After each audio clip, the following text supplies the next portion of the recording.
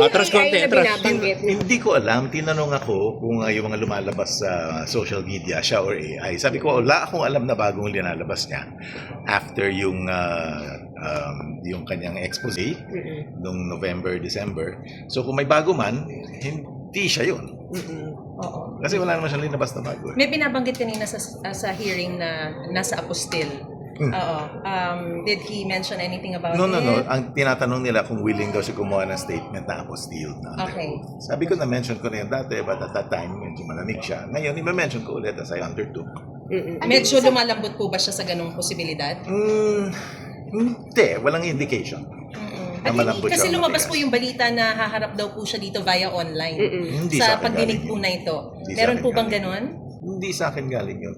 Tinanong ako kung willing siya. Sabi ko, probably not. So in-invite na rin siya for today, sir? No. Hindi No siya in- invite no today. formal Mga invitation. informal. Mga informal. Pero kung Pinapatanong imbitahan ako. attorney, will he join anytime soon? Probably not. Bakit po? Probably not.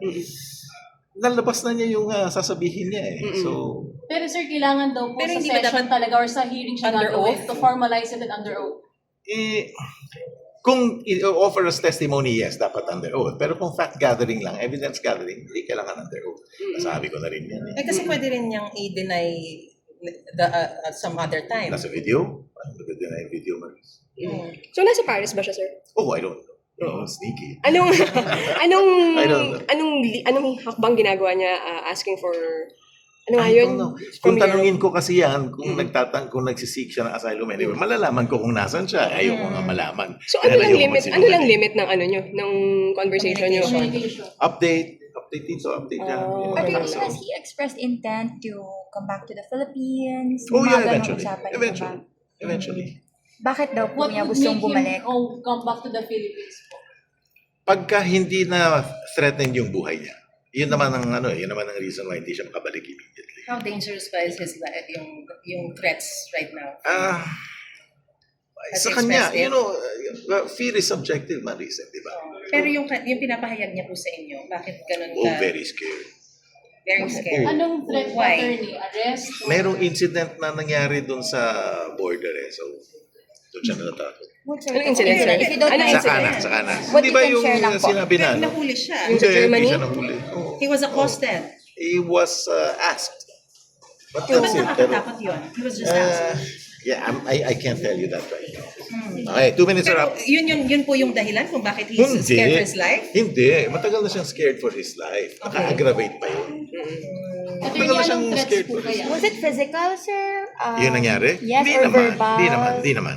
But sir, he didn't undergo anymore yung parang legal process doon eh. Parang nakalaya na siya eh, Oo, agad-agad. wala. So, Hindi siya why did it aggravate the fear? May collateral events na nangyari.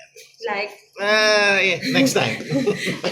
pero Okay, 2 minutes na yun. why were you asked to come here if he Because- was not asked to appear anyway? ang sinamon, yung mga EA niya and some individuals na hindi ko kilala. Hindi ko kliyente, pero in-address sa akin. I told them na andito ako sa courtesy kasi sa akin pinapadala na hindi ko naman kliyente yan. Okay. Kaya umalis na ako.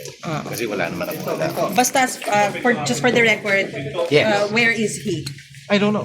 I still don't You know. don't know. No, still don't want And to the know. last time that you talked to him was when? About 3 days ago. Okay. 3 days ago. Through phone lang, through phone. Okay.